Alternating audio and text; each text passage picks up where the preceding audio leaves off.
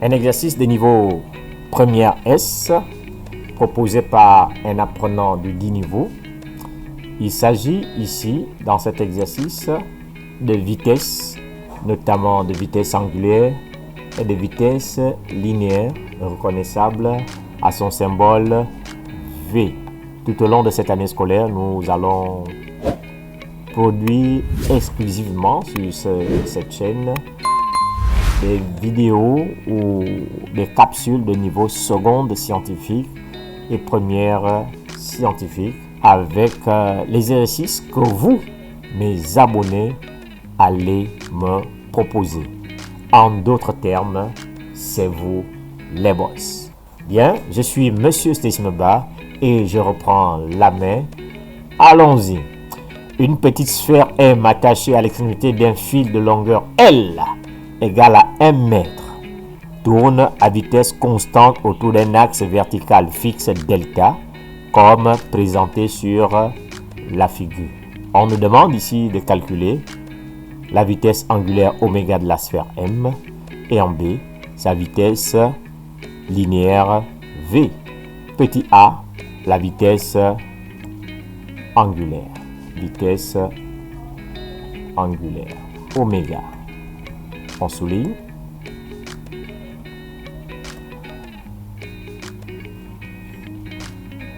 Voilà. On a donc oméga, la vitesse angulaire, est égale barre de fraction, puisque l'exercice nous donne déjà la vitesse de rotation ici. Voilà, 32 tours par minute. On a donc ici 32 tours par minute.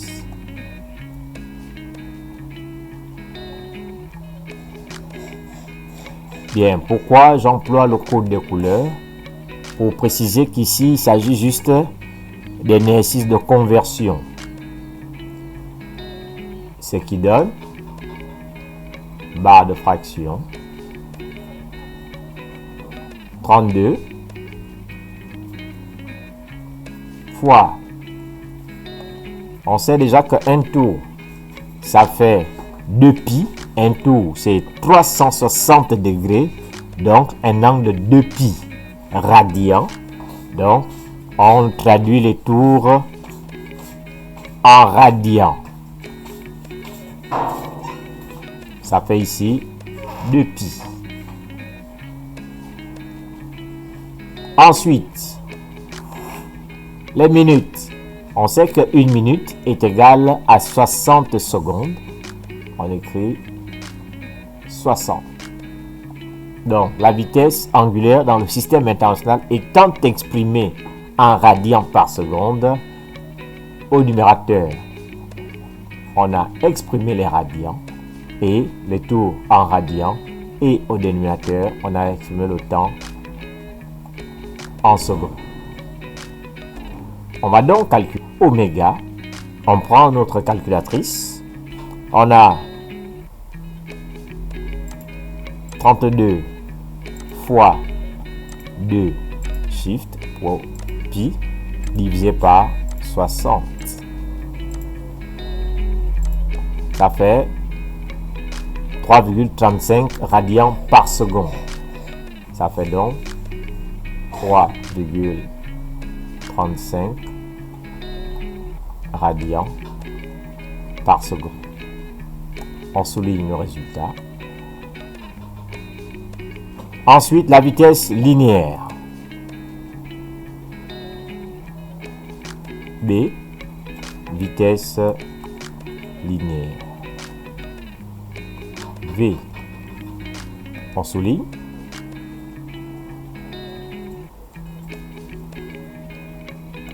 Voilà.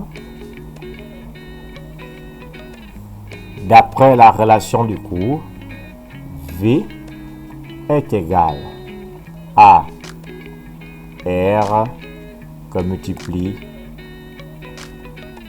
oméga. Ça, c'est notre première relation. Pourquoi première relation? Parce que R, l'énoncé ne nous le donne pas. R étant le rayon du cercle. Voilà. R ici est le rayon du cercle. Rayon du cercle. Voilà.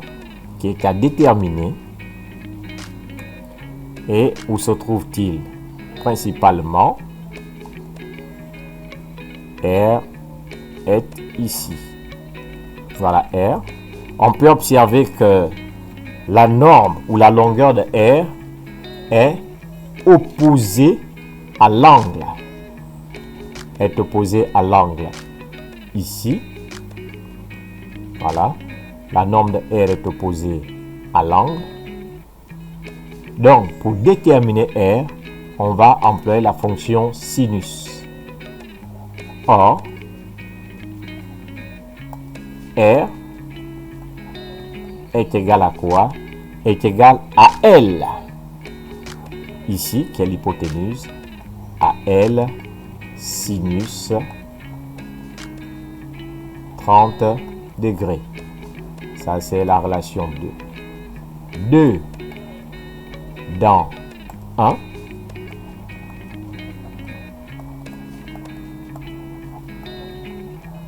donne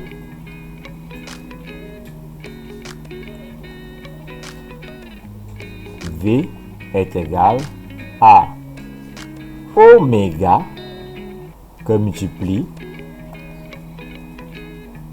L sinus 30 degrés. On encadre la relation. Voilà. Et on passe à l'application numérique. Application numérique. V égale à 3,35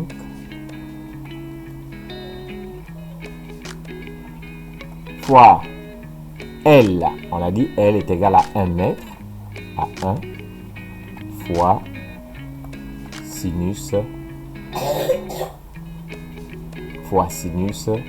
30 degrés.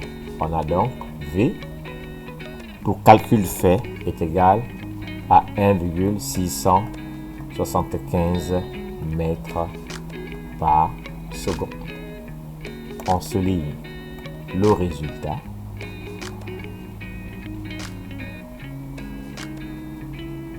Voilà. Donc, la vitesse de la sphère, la vitesse de rotation de la sphère. Ouais, la vitesse de la sphère ou la vitesse linéaire.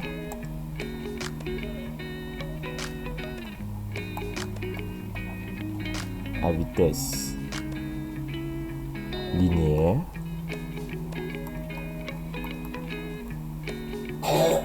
V de la sphère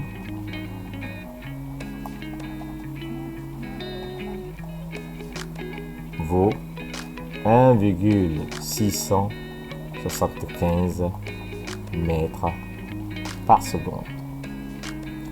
Voilà en somme ce qu'il fallait produire pour traiter cet énoncé.